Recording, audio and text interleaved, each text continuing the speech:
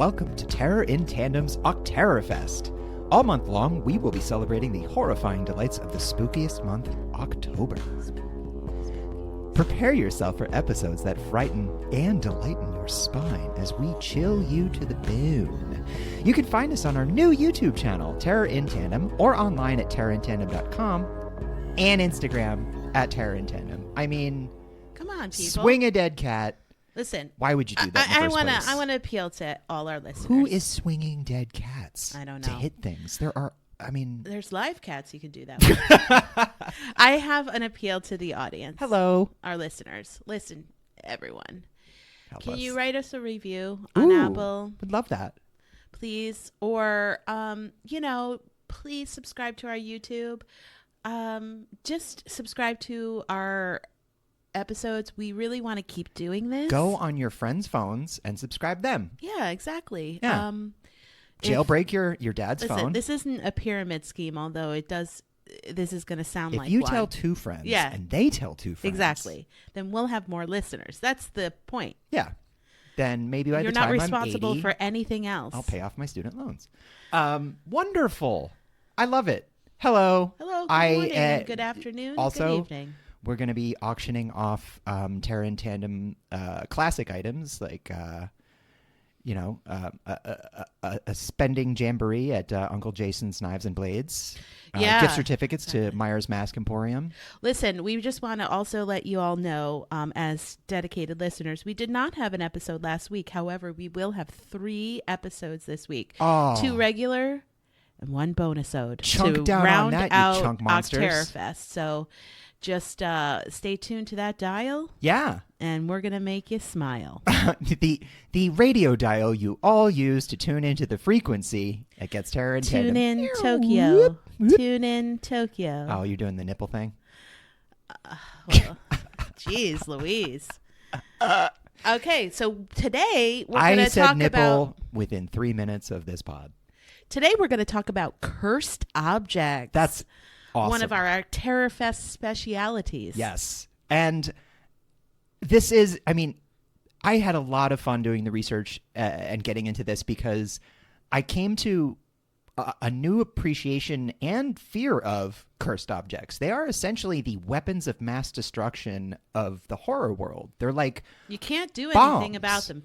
Yeah, if you set a curse on something, you hope that the right person gets cursed because it's basically a bomb. Like anybody can pick it up and just get fucked up by it. And we can look to our favorite horror movies to realize that cursed objects exist, but you might not even know they exist or what the object is or where the curse is living or if you're even cursed. The other thing that surprised me a little bit, but perhaps shouldn't have, was when talking about researching this episode with others, finding out how many of my very smart, normally pragmatic friends believe in curses. Yeah. Like real curses. Like if they don't actively believe in it, they're just not willing to test that theory. Well, and it astounded me. I think at some point we'll do an episode on superstitions. Ooh. But I'm a little Gotta do superstitious first. Oh, I think everybody. I don't consider myself superstitious, but I certainly have an element of maybe just don't fuck around. Like, what harm is it to throw salt over your shoulder? What harm is it to not bury your dead cat in an up indigenous burial ground? Of salt at the end of every week, but other than that, it's fine. We do, and you know what? You can repurpose that salt for your winter. For your seance circles to keep out the spirits, for pickling and canning, which we love here. We do. We can eyeballs, brain parts, testes, all sorts of fetal things. Pigs. We waste no part of the victim. Anyway, cursed objects. So before we start talking about cursed objects, because we are making a distinction here, we're talking about physical things that have been weaponized with a curse. I want to talk briefly about what is a curse or a hex or, whatever, curse or hex. So it's basically, it's magic based, usually based in faith of some kind, in some kind of deity. It does exist in Judeo-Christian religion, but it's largely like a pagan belief. It's largely associated with Romani and traveling sort of nomadic peoples. And a lot of that, unfortunately, is steeped in xenophobia and racism, fear of outsiders coming in with their beliefs and somehow tainting your own. But so a curse, it's something that is placed into an object that when that object comes into possession of the intended, hopefully, recipient, it damns them in some way. Either their soul is cursed or their lives start to fall apart. It can be a physical manifestation, like they get all gross and, sores and shit. This played a big part in, Protestantism, in the Salem witch trials, curses, hexes, witches, things like that. Any sort of round of bad luck, like, was your harvest bad this year? Did a bunch of cattle die? Well, maybe it was that old lady down the block. Right. So it does have kind of an unfortunate connotation sometimes, but this is a horror podcast. So one of the earliest mentions of a curse itself is the mark of Cain.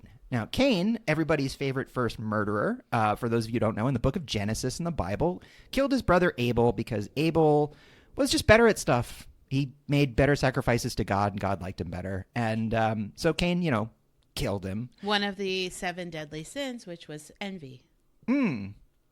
But so these were, the first few people on earth, according to the Judeo-Christian religions. And the mark of Cain, it's not explicitly said what the mark is. Like, we don't really know if it's a tattoo or a scar or just like a slash or something. But God, when he discovers what Cain does, he marks him and he says, you will be an exile, you'll be a wanderer and a fugitive, which is the only time that phrase appears in the Bible, that specific phrase. Fugitive? Wanderer and fugitive. Okay. So the curse of Cain actually doesn't even apply to Cain. Search every farmhouse, outhouse, barn, stable. So it what happens is God has cursed Cain to walk the earth for all time, never being allowed to settle anywhere, never being invited into a home, never being part of a community. You will always be an exile. You'll always be an outsider. And the mark of Cain is anyone who tries to hurt you or kill you will have that violence visited upon them tenfold. So basically ensuring that Cain can never be taken off the earth. If someone tries to kill Cain, they'll die instead. What if he tried to kill himself? I don't know. Maybe he gets a migraine. But that was his punishment, was to walk the earth forever, never having companionship or shelter or anything like that. So pretty awesome punishment, honestly, for killing your fucking brother. So now that we know what a curse is, let's talk about some cursed objects. Objects that are cursed, yes. So for a cursed object to actually be a cursed object, it has to harm someone. So yes. In order for... It's got to ruin your day. Yeah. It can't be something that just, I don't know, is always like an annoyance, like it's an ugly trinket that is passed and passed on. Think about it, though. Even a slight annoyance, if it's constant... No, it actually has to bring harm, physical But like harm, if it's constant and it never goes away and it lasts long enough, even a minor annoyance can become torture. Sure. But according to the cursed object... No, I get it. Definition. Cursed.object.com. There have been numerous examples of objects that carry these spirits or bad energy. One example is in Greece around the 5th century, artifacts called tablets of curse could be made. What were those? They were served to curse enemies and other undesirable people. Again, you have that xenophobia. Did they have like process servers for curses, like knocking on your you have been cursed. Be like, hi, I'm from the Jonah. You have been cursed. From the firm of Zeus, Apollo, and Artemis. It says here you have hereby been cursed. So these tablets were basically asking the gods to affect the person in question. And fuck them up.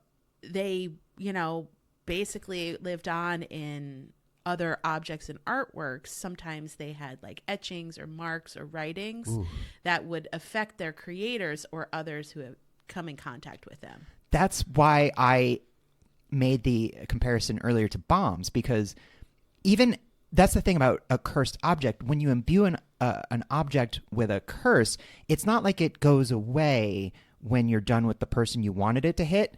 Like 500 years later, somebody could dig that shit up and suddenly an innocent person gets, poltergeist. And sometimes we understand objects that gather stories that essentially turn it into a cursed object. Something that's acquired so much bad energy that it becomes cursed. The tomb of Tutankhamun, King Tut's tomb, was one of the most famous cursed stories that became, an entire cursed experience. And then a previously unknown chest of drawers quietly killed 15 members of the same family. What? Honestly, the creepiest thing about that was quietly. Yeah. Well, because nobody really knew about it until after. Don't you start to notice after maybe body 8 or 9 drops in your fucking family? Yeah, like, hey, is something going on? Should we have a meeting? One of the most famous objects that have carried a curse with it is the Hope Diamond. Oh. It's 700 years old. I saw it when I went to the Smithsonian, and it is stunning. And I touched it. That's why you have all those boils. That's now why I have this back pain. Covered in buboes. So it started in the mines of India. Apparently, it was unearthed in the mines by the Krishna River in southwest India, and then made its debut in Europe in 1642 when it was bought by a French merchant who sold it to King Louis the 14th. And made a huge profit. And then he was mauled to death by a pack of wild dogs. Oh, well, that story had a twist. Yes. Right at the end there. It's one of the most spectacular gems in the world. It's blue, obviously. Yeah. If you know anything about the Hope Diamond, it's blue, and it's over 45 carats. It's about the size of a walnut, and it's estimated to be worth $250 million. It's a shiny rock that many, many, many people died over. So the diamond remained with a French royal family until it was stolen in 1792 during the French Revolution. Sacre bleu. Louis XIV and Marie Antoinette were beheaded, were often cited as victims of the Hope Diamond curse. No shit. It went missing for a few decades and was recut into a smaller gem. What did they say? Liberté, fraternité, Hope Diamond curse? There's a lot of unconfirmed reports that it belonged to King George the Fourth. Oh, okay. Who's the guy who came after the one that lost America. Yeah, whose estate sold it to pay off his big debt. And in 1839... What? Wait. Sold the Hope Diamond to pay off debt? Yeah. Jeez. How many fucking loans did you take out? I mean, here, can this walnut-sized diamond, will that cover my bill? In 1839, the diamond was acquired by Henry Thomas Hope, which is how it got its name. Oh. And then he died, and he passed the diamond through many owners since then. And all of them are dead. Owners of the diamond have been known to have committed suicide, were murdered, left penniless through many bad investments.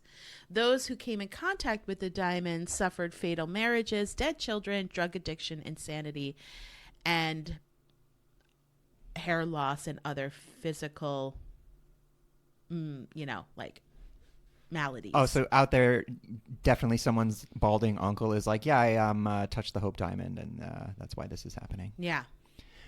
Wow. And now it's in the Smithsonian Museum. Yeah, where anybody can go and get cursed. No, Neat. It's behind glass. So I think that... Is it curse-proof glass? I don't know. We got to check that. We got to get Otis to inspect it. The elevator I just maker? assume he inspects everything. He's a busy guy. Yeah. Everywhere I go, he's inspecting shit. The origin of the painting, The Anguished Man, still remains I know a this mystery. one. Yeah, I know this one. Both the artist and date of creation are unknown. Yes.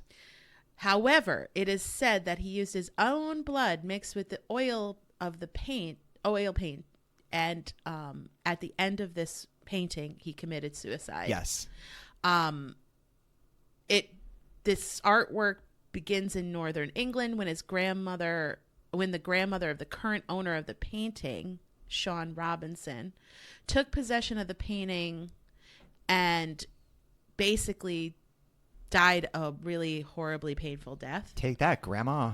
But Mrs. Robinson gave the painting to her grandson, who is still still possesses it to this day. Oh, okay. I haven't seen what Sean Robinson is up to. Yeah.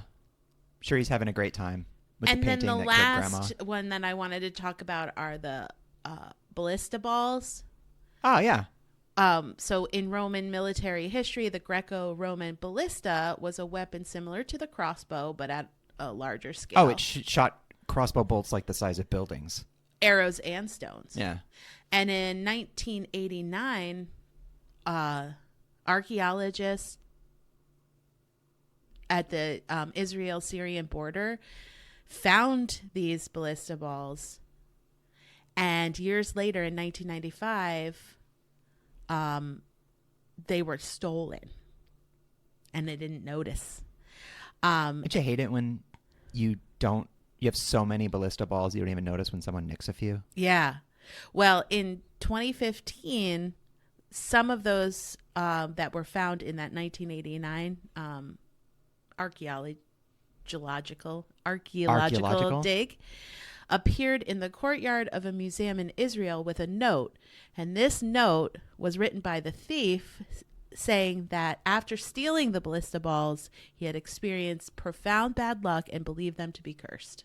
Why would you take those in the fucking first place? I don't know, to try I'm to gonna make take money. these 3,000-year-old He didn't take them, rocks. he stole them. So it was a purposeful intent. Just to complete the collection? It's weird. Whatever. Fuck that guy. And one of our most famous examples in literature is the picture of Dorian Gray. Ooh. It gets grosser and he stays pretty. Yeah. So, like, what would you do for eternal youth and beauty? He would do anything. And he sold his soul. And in exchange, he gets a full-length painting of himself. And no matter what he does, terrible things he does, he gets to keep his exterior beauty. But the portrait contains every sin and every atrocity, and he keeps it hidden from the world until the day comes when he can't hide who he's become. I love that book so much. It's a lot of people, I don't know if they have an appreciation for how it's Oscar Wilde, so it's an incredibly clever and often very funny book. Most of the book is basically two douchebags just grousing about sitting around in a bar. Yeah, about women and like how difficult women are and blah blah blah. And then it gets into the curse stuff. But it's an amazing book. That's awesome. Well, that's really cool. I learned a lot, and we hope you did too. I wanted to talk real quick about categories of cursed objects because they're the idea cursing something, it takes effort, it takes steps, so there's got to be like a motive, there's a reason behind it. Why would you go through all of this instead of just going and shooting somebody or stabbing them? Right. So why place a curse in the first people?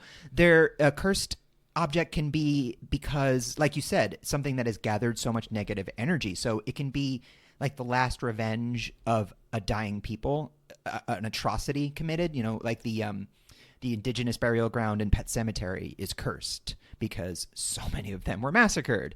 The Zuni fetish doll from Trilogy of Terror ends up with Karen Black, a white woman, because the Zuni tribe was largely eradicated by colonialism. Yay! So it can be a more personal revenge, like the button from Drag Me to Hell. Something that's like, and we'll talk about that later. Yeah, but just something that is placed purposefully with a specific target in mind, and that doesn't always hit the intended target, or more often than not, it hits the target and then a bunch of other people too. Or it can be punishment for acts of blasphemy. So you see that a lot in Greek mythology, of the gods putting curses on people and things because they said, my hair's prettier than Apollo's. But like Bram Stoker's Dracula, I'm talking about the Francis Ford Coppola film version. He's turned into a vampire because he blasphemes against God and stabs that statue and drinks the blood that comes out. The Mark of Cain, which we talked about a little bit. So it's like, the idea that you sin against the divine order and you'll be made an example of. So that's why a curse is so perfect, because curses, the punishment that a curse metes out is long. Like, no one gets a cursed object and just drops on the spot. This shit takes, it breaks you down. Like, it messes you up. It makes people think you're crazy. It gives you, weird skin stuff. I mean, curses, they always have sort of an ironic extra twist to it that really just rams the message home. Or because it is a malicious, deliberate act to place a curse on something. Imagine spending hours, weeks, maybe years gathering the reagents and performing the rituals and the spells, knowing that you're going to do serious harm to maybe lots of people because you're just super pissed. So yeah, that old lady down the block with all the little animal skulls on her fence, maybe just, wave and be on your way. So yeah. Awesome. Let's take a break. Yeah, sure. I could use one.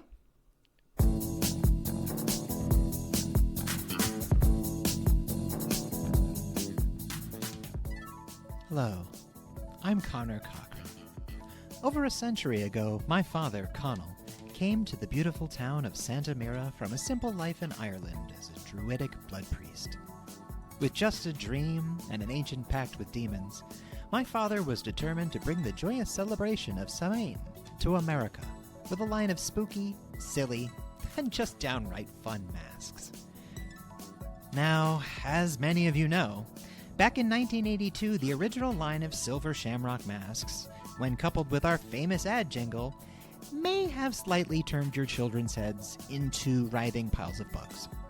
And that's on us. But that was my dad's company, and he's dead now.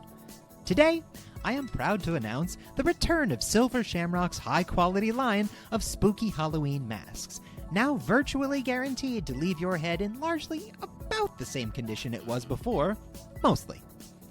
So come on down to Silver Shamrock. Sure, maybe we turned thousands of kids' heads into bugs that one time, but that was 40 years ago, before we knew that kind of stuff was wrong. So sing it with me. The clock is ticking. It's almost time. Happy, happy Halloween, Silver. Oh my God. It's happening again. Shut it down! Shut it down! This is a fake ad for a fake product on a horror-themed podcast. Masks are fun, but they shouldn't turn your heads into bugs. Also, Halloween 3 Season of the Witch deserves a lot more love than it gets. Oh, so broken. Oh, boy. So let's talk about our examples, shall we? I would love to, and I would love for you to start. So I'm going to start with the videotape from The Ring. Oh, or shit. Ringu. Oh. Yes, don't watch that. Don't watch that. Nope. So 7 days. That's the average lifespan of a person who watches this video. Death by Ringu. It usually takes about 7 days or so. Yeah. The tape's images are a form of a psychic photography projected onto the object by its creator, Samara. Or in the Japanese version, Sadako. Sadako, right. She was a young girl with supernatural abilities who was murdered by her adopted mother and tossed into a well. And now Samara Weaving is doing great. She's in lots of cool movies. It's not She's the super. same. Oh, it's a different Samara. Yeah, Oh. it is. Spelled different too, I think. I don't know. I'm not looking it up because I don't want to fucking get a phone call and die in a week.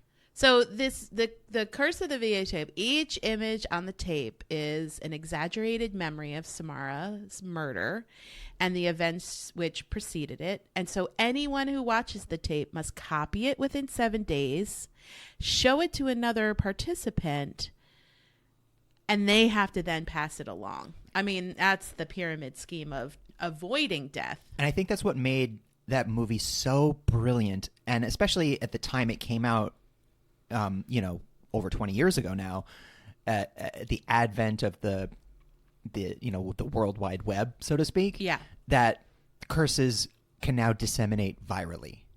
Right. That they can exponentially spread at a rate that they couldn't in antiquity. I mean, we could just shift this to a JPEG. Well, there's image. another very famous Japanese movie around the same time called Pulse, which Right. was about like the internet being haunted. Yeah, exactly. Yeah.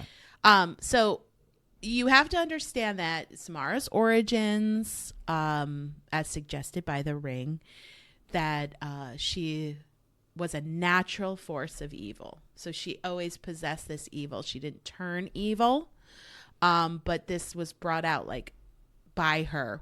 She was born with these supernatural abilities, and she was vindictive because of what happened to her. She was abused, thrown in a well, probably because of her abilities. And I believe that she began using some of her abilities to harm some animals, and then her mother decided to kill her because she couldn't deal with it and was afraid of her. And we see this type of, I don't know, technology, like you said, in later movies. Poltergeist is a good one with the TV. And that was really just coming through the TV. It Follows did kind of the same thing, but with sex. Exactly. Yeah. Just the ability for, like we said, a curse very rarely only affects the intended recipient. It usually hits a lot of innocent people in the process. So really, the videotape itself is considered a cursed object. Yeah. Because Samara's powers of being able to project essentially like evil through imagery was stamped on this film. So back in the day, it's what we call the 90s, I had hundreds of VHS tapes because I would just get the TV guide at the beginning of the month. This is what I would do. I would highlight all the movies that I wanted to see, and then I'd program the VCR, and you go to CVS and buy like a pack of VHS tapes for a couple bucks. And if you rip that tab off, you can fit like 3 movies on one tape. So anyway, when The Ring came out, I had like an entire wall that was just VHS tapes that I had recorded over years. And all of a sudden, I was like, that's fucking terrifying. Well, what's really interesting is Ringu came out in 1998. So probably still along the, it could be on a videotape. Absolutely. That's exactly when I had all these, was the like mid to late 90s. DVD had just come out basically, and was like, you had a couple maybe, but VHS was still so cheap. Right. But The Ring, the American version, came out in 2002. So I think that's probably where it started to move to digital format. The transition. Like if you were to do another version of The Ring, you really couldn't have it on VHS because it just it would be like on a flash drive. Correct. Yeah. So yeah, that's my first. Oh, neat. I am going a little earlier with the my cursed object is a cherry red 1958 Plymouth Fury that goes by the name of Christine. First experience with being in love with a car. Yeah. Sexually attracted to a car. Your first experience of being okay. My first experience reading about. Yes. Have you had a lot of other experiences like this? Well, we're learning all sorts of things. It is. It is. That... like legit is. I saw that too. There's a thing where that's what I'm saying. It's people like legit fuck their cars. Yeah. So I know. Yeah. Jesus fucking Christ, man. Ugh. So anyway, listen, we're talking about their own. Let everybody let your freak flag fly as long as it's in private. Yep. As long as you get you consent from the tailpipe. Listen, you don't hurt anyone. Sure. First was a novel by Stephen King, and then a really underrated gem of a movie in 1983 by none other than John Carpenter. So the Plymouth Fury of Christine. It's not as far. It's been a while since I've read the book, but to my knowledge, it's not really explained where this curse comes from. While it's in the factory being assembled, it injures a factory worker and kills another one after a factory worker like spills cigar ashes on its leather interior. So then they find his body in the car. Yeah. So anyway, this nerdy kid, Arnie, gets bullied at school. It's in the late 70s.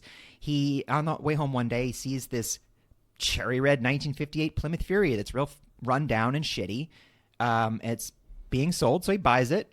And his parents won't let him keep it at home, so he has it off-site at this garage, and he starts restoring it. But as he's doing that and driving this thing around, he starts changing from nerdy, bullied Arnie into like a 50s greaser bully, which is basically the former owner of the car who dies basically right after selling the car to him. And we find out like that the owner was an abusive piece of shit, and he had a bunch of people, including his daughter, that died in the car or around the car.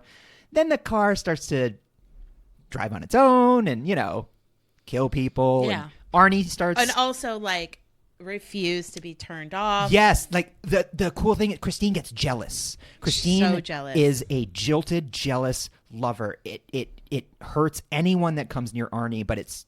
In the book, they get into this a little bit more. The book has a really great ending because it flashes forward a few years, and the survivor of all of this, it's not Arnie, is reading about a hit and run, and it's like the last surviving member of the gang that bullied Arnie.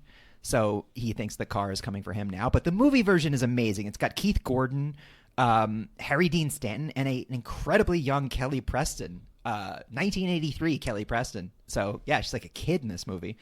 I also recommend the 1964 Twilight episode "You Drive," which is like the anti-Christine. It's about this jerk off of a guy who hits a kid on a bike on his way home and leaves him there to die. And then the car basically drives him crazy and drives him. By the end of the episode, it drops him off at the police station. Like the car snitches on him and makes him turn himself in. So anyway, Christine, curse is not really clear where it comes from, but it's just this car that whoever owns it, it becomes like an obsessive Fatal Attraction style lover to them, and it kills anyone that comes near them. And it's Arnie is, even though by the end of Arnie's story he is straight up trying to kill his friends, it's because he's been taken over by Christine. He's as much of a victim as anybody. He's just a kind of down on his luck kid who can't seem to catch a break, and all he wants to do is have one cool thing in his life, this car, but it turns him into a murderous bastard. And Stephen King picked this particular model because it was sort of like a forgotten cherry of a model. And also it's called a Fury. Yeah. Which is pretty cool. And it's one of those big 1950s, like wings on it, kind of, you get hit with this thing, it's like getting hit with an aircraft carrier. Yeah. These cars were enormous. So, yeah. He got the idea for Christine when he was walking home and thinking about his dying Pinto at the time. Huh. So he said if he had to pay royalties, this Pinto, which he bought with the hardcover advance for Carrie, would have earned him a lot of money, since it provided the initial spark. I just think for it's the movie and for Cujo really as well. Interesting in retrospect to look at this book he wrote in the 70s about a car that kills people, and then 30 years later he has his own very near brush with death, getting hit by a car. A truck, but yes. A van. Yeah. Right. So, yeah. Christine, I recommend the book and the movie because they're both great. You want to see the kid from Back to School dressing like a greaser trying to kill people with a car? I got a movie for you. Yeah, let's do that. You're a melon. Another one of a Terra and Tandem favorite is Mike Flanagan. So I'm going to talk about the Oculus mirror from the film Oculus. Side note, we are in the middle of Hill House. No, Fall of House of Usher. And fuck, there's a reason it's taking us a while because, wow, you really got to sit with these episodes, You just have to. Good. It's not a show to blaze through. It's a show that it's like a full course meal. Yeah. So this film stars Karen Gillan, Brandon Thwaites, Katie Sackhoff, and Rory Cochrane. And it's a paranormal time warp movie about two siblings who reacquire a mirror that they believe is directly responsible for the violent deaths of their parents when they were children. So for all the nerds out there, that is Nightwing teaming up with Nebula, whose mom is Starbuck, and also the guy from Empire Records. Basically, Mike Flanagan said that this was supposed to be a series. Oh. Actually, a series of short films. Interesting. But he couldn't get the funding. I think he did make one short film. Well, he couldn't get the funding because his first feature, Absentia, which is really good, was funded through Kickstarter, ended up being released direct to video before being picked up by Netflix. It's good. And then, like everything he does, Oculus was Flanagan's first theatrical release in 2014. And I believe we saw it theatrically. We did. Yeah. So basically, the Oculus film explores the history around this Lasser glass mirror. When Kaylee, who's played by Karen Gillan, starts to go crazy to try to prove that the mirror has a supernatural influence. Her brother is convinced the mirror is just what she has chosen to blame, and he is coming out of psychiatric care, so he really, I think, was conditioned not to believe in something supernatural.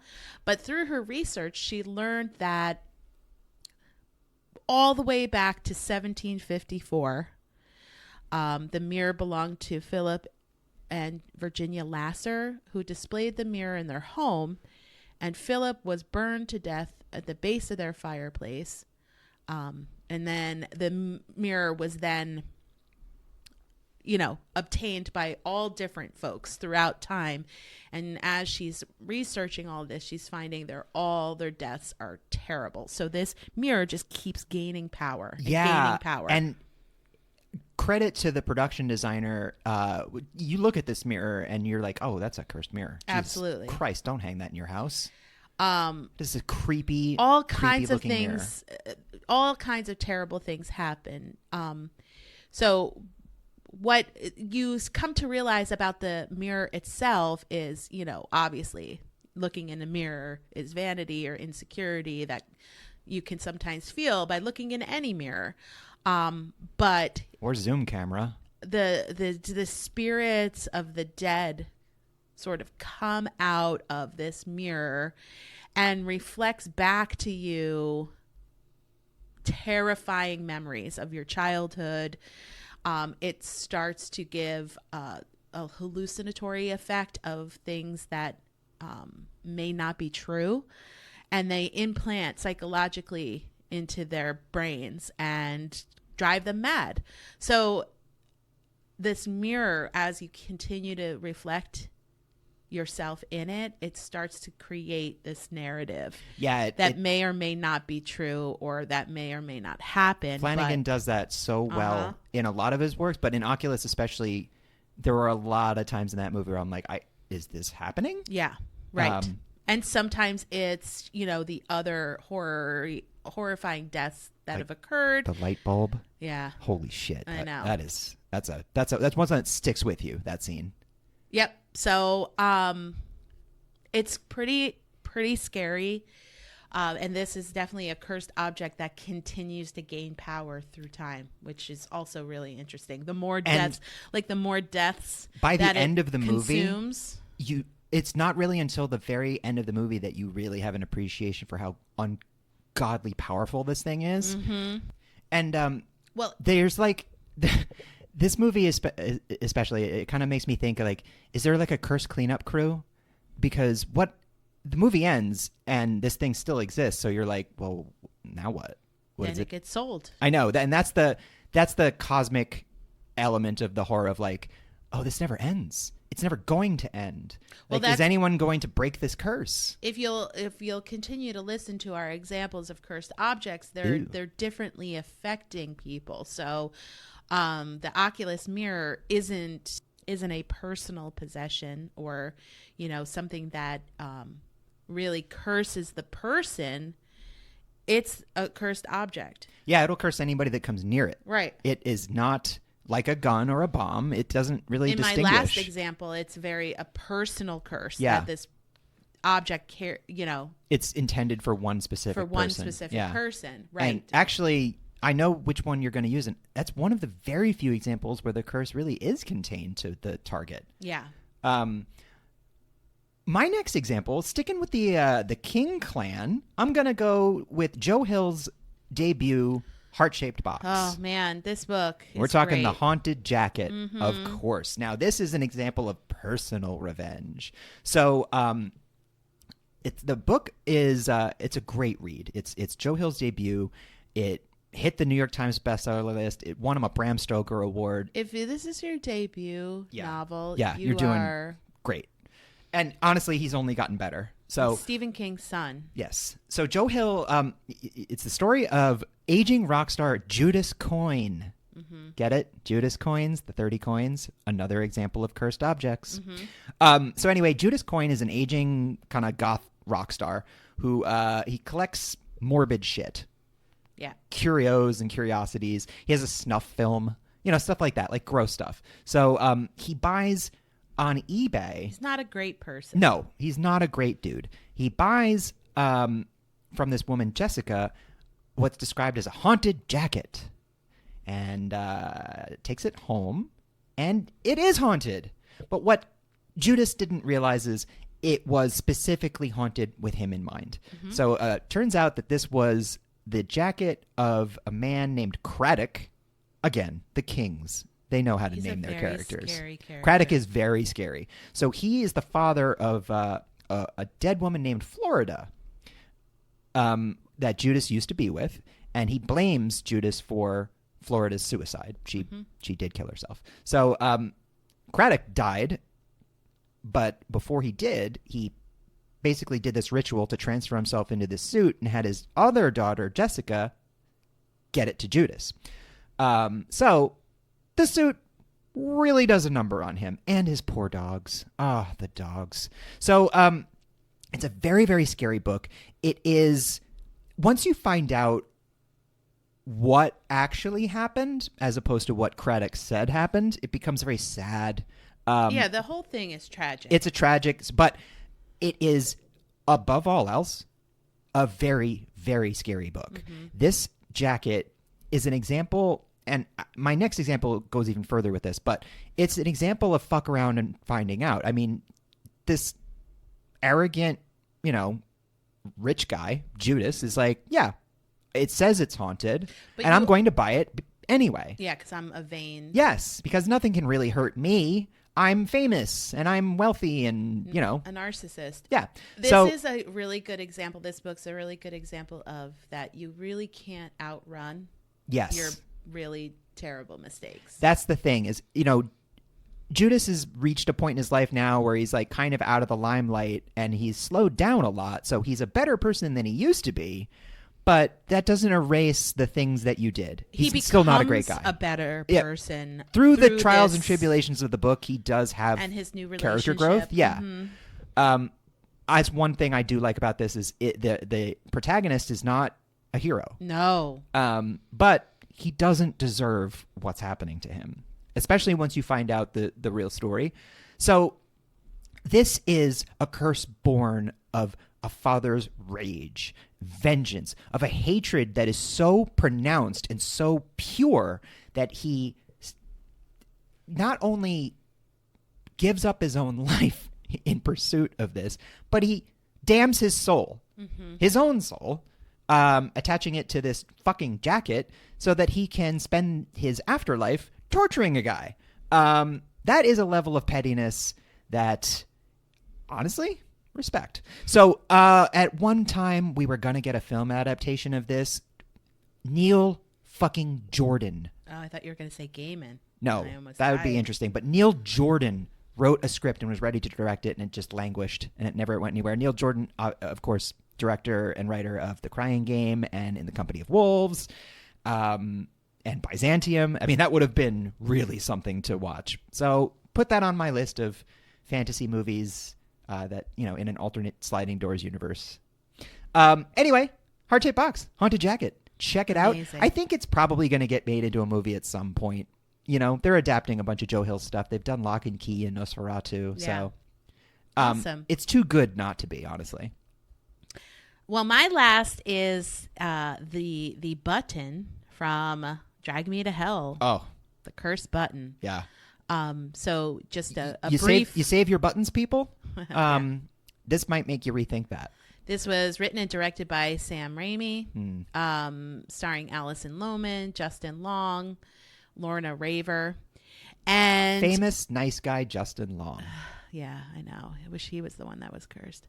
A bank loan officer, Christine, played by Alison Lohman, just trying to get promoted, and her boss is basically like, you need to do some swift decision making. So Sylvia Ganush comes in. She's an elderly woman. Known to her family and loved ones as Baba Ganush. No. Oh. She looks for a third extension on her mortgage, and Christine denies her request, and Ganush cries and begs, and security guards have to escort her out. And during this process, she rips a button from Christine's jacket. Yes. Never let a personal object get away from you, especially moments after you've pissed off an obviously evil old woman. I mean, that's the thing about Sam Raimi. He's not subtle. No. One look at this lady and you're like, maybe I should just extend her mortgage. Yep. So what Christine goes to find out, she goes to a fortune teller. She starts to have terrible things happen to her. Yeah, things really go bad great for him. images about her death, And fiery death, the scary Lamia. death. Yeah. She goes to a fortune teller who tells her that, this Romani cursed this button, and the only way to rid yourself of this is to pass the button to someone else. Sound familiar? Yeah, exactly. So she goes back to Mrs. Ganesh and asks for forgiveness, but finds out she's dead. Oops. And she causes a scene at her funeral. Which and doesn't help. Nope. Then she goes back to the fortune teller who tells her about the demon Lamia, who will torment her for 3 days before dragging her to hell. And in order to appease, she has to sacrifice something. Yeah. R.I.P. Kitty. I know, definitely. So the fortune teller says, here's the button in a sealed envelope. You can remove the curse by giving it to someone. And Christine tries to give it to somebody in a diner, like an old couple, but she can't do it. So she digs up Ganesh's grave and shoves the envelope into her mouth. It's awesome. Yeah. Yep. In like a real, she's had it. Alison Lohman's so good in this movie. She is so good in it. And by this point, she's like completely at her wit's end, and she's just digging up a body in the rain and freaking out. Minutes from, Yeah. I mean, this is like hours from being dead. But not just that, like the foreshadowing of hell. it. Yes. Yeah. Dragged screaming into the flaming abyss. Yeah. Yeah. So after she does this, she's like, okay, Woo! that's great. I'm going to go get engaged. That's To just Justin Long. And she take goes a nice to break. the train station, and Well, do you want to say the ending? yeah. Okay. I mean, it's 2000. Spoiler alert. Yeah. Spoiler alert. So he hands her an envelope, and it's the button. How helpful. She shoved the wrong envelope in the mouth of Ganesh. Yeah, he's like, hey, I noticed you. You left this in my car. Yeah. And I'm being So the helpful curse boyfriend was never I am. lifted. No. And then the final scene, I will not go into. It's so good. It's so good. It just again, you know, if your loved one is telling you I'm about to be dragged to hell, maybe don't wait until the exact moment that happens to go, oh, I guess they were not crazy. Yep. So, I mean, and also she pays the fortune teller a lot of money. Yeah, but he Yeah, but also what he's telling her isn't true. Yeah, this curse can't be lifted, people. No. It can't be There's lifted. a really good flashback to an earlier cursing. Yeah, the film starts out with Yeah. an ancient... No, it's like in the 60s, I think it takes place. But like any good Sam Raimi movie, this one has possessed animals in it that talk. That is like a hallmark of a good Sam Raimi movie. Does it have a deer or a goat that gets possessed and laughs at you? Then it's a good one. Yeah. I have to say, though, that this button, you know, such a small object, carried such an enormous curse. Yeah. And honestly, it was just her own self-interest. But, you know, this is a normal thing. See, I had a different reaction. I had a very different and continue to have a different reaction. Well, she wants a promotion at work. I know. And she makes a swift judgment call. She makes her choice is what I'm saying. As an example. Yeah. She uses this old woman as an example that she can make an executive decision. Yes. Not looking at the person. Yes. But as a bank manager, I guess you probably can't look Which at the is person. why, although I enjoyed the movie, it's an absolute banger. And Alison Lohman's incredible. I was perfectly fine. I'm like, yeah, fuck you. That's fine. God, that fate is not deserving. Maybe for bankers. The decision. You know, maybe for bankers and well, hedge fund. she never gets the promotion. No. Does she? No, she doesn't. What's your last? My last is definitely the most puzzling of... Jigsaw? No. No. God. Pinhead? Yes, it's the lament configuration, the puzzle box. From Clive Barker's classic novella 1986's The Hellbound Heart, also in the Scarlet Gospels, and 1987's Hellraiser, which was written and directed by Clive Barker. Clive Barker is, he is just a fucking maestro, just a master. And Stephen King himself called him the new master of horror. So anyway, the puzzle box. Now the puzzle box is puzzling to me. And I'm sorry about that. But the reason I say that is people actively seek this thing out, and it's always some rich thrill seeker who's basically so debauched, they've done everything in life, that they find out that there's this portal to another world where you can get the pleasures and exquisite sensations that you can't get on Earth. So, you know, everybody that solves a puzzle box gets chains shot into them, and, you know, they get sexually tortured and ruined by Cenobites. It's awful. And yet there's like 15 fucking movies of people going, hey, what if I fuck with this box? It's a scary box. Don't touch the box. Don't touch it, especially when you touch the box and it starts moving and blue lightning starts streaking through it and weird lights start happening. Just stop. Put the box down. Anyway, so... You don't have to touch everything. Yes, you don't have to goddamn touch everything. So this, it's not exactly clear. I mean, they kind of go into it. So in the fourth Hellraiser movie, there's a French puzzle maker named Le Marchand who makes this box. And, you know, it's a portal to hell. It summons the Hell Priest, Pinhead, and his Cenobites, and they rip your nipples off and do horrible things to you. It's like BDSM nightmare. And it is always sought out. You have to find this, solve it, and, like, go through a bunch of shit. It's not like Cenobites just pop by. You really have to make an effort to have your flesh ripped off. So I just never quite understood that until flash forward to the modern day. Now, this came out in 1986. In 2023, our world's a little bit different. We are overflowing with thrill-seeking, dead-eyed, psychopath billionaires constantly seeking new pleasures and sensations and thrills that they fucking shouldn't.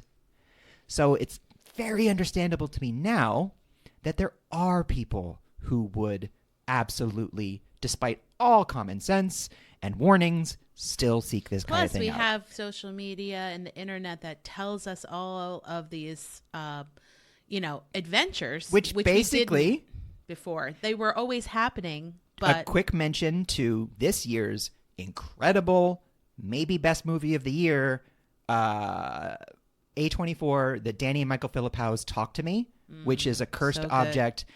And it follows the lament configuration in that people actively seek this thing out, and they do this on purpose, knowing it's dangerous, knowing it can fuck you up, but they do it also not knowing anything about its origin. Yeah, not really understanding the depth of it, which Or is the basically impact. everything. Every Hellraiser movie is like somebody opens the box and they're like, "Oh no, I had no idea." And then in the most recent reboot, it was always called the Lament Configuration, and then in the David Bruckner reboot that came out last year, it's actually pretty solid.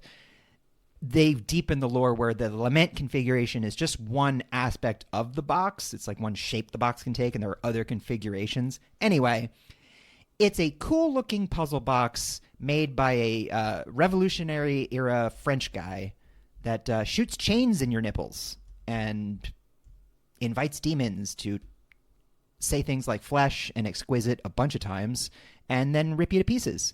So, yeah, listen.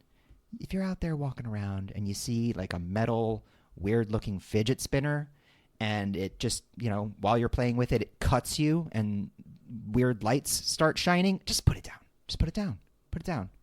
Go get some prayer beads or something else. Anything else. Put the box down. We didn't talk about the hand from Talk to Me because it's really just a brand new movie. But definitely check it out. You can actually buy a Talk to Me party hand on the A24 shop, a24.com. I have 6 of them. And it's really amazing. You also get rules, party hand rules, gather friends, sit in a circle, light the hand. I feel like we could have just called this episode White People Shit. Right. Because this is just dumb people making dumb decisions. So many of the cursed examples are revenge for atrocities of colonialism, imperialism, enslavement.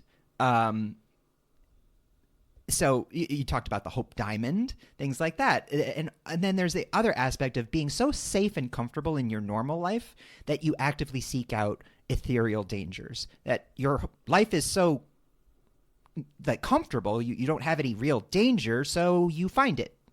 And what is more first world bullshit than that?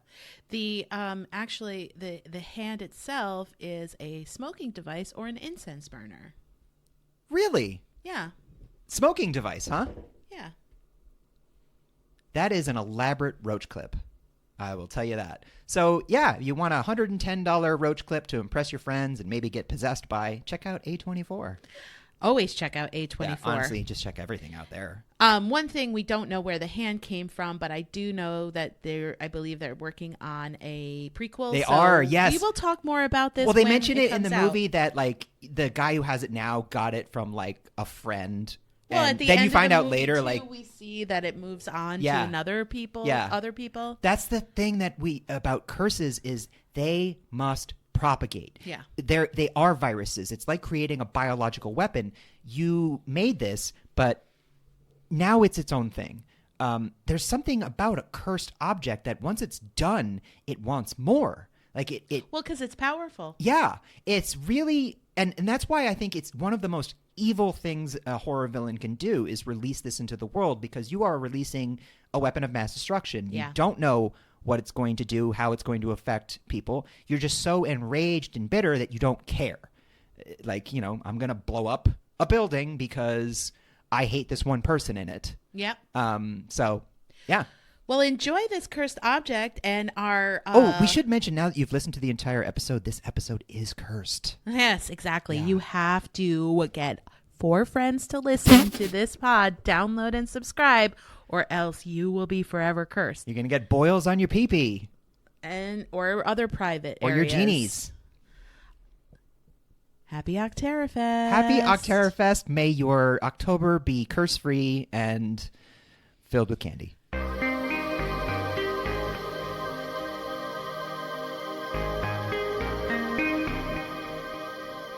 Terror in Tandem is written, produced, and recorded by Laura and Richard Mathiasen, and edited and mixed by Richard Mathiasen. Our Octerrorfest theme and all other music was written and performed by David Suspanic. All opinions expressed on this podcast are our own and should be taken as such. Thanks for listening, and please remember to give us a like, a review, and subscribe wherever you get your podcasts. If you do, we promise not to haunt you.